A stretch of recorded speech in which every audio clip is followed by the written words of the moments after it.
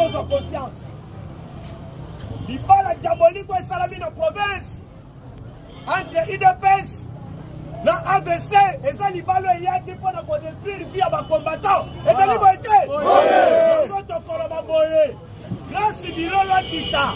Amata. Ayeba ke abou. Abou.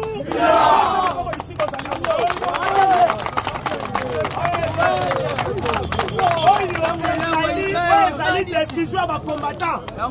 Rosali na se ya mbula. Donc on dénonce ma belle news sur la province. Depuis grâce Bilo azali gouverneur à province, azali lelo kwa malonga azali kosala.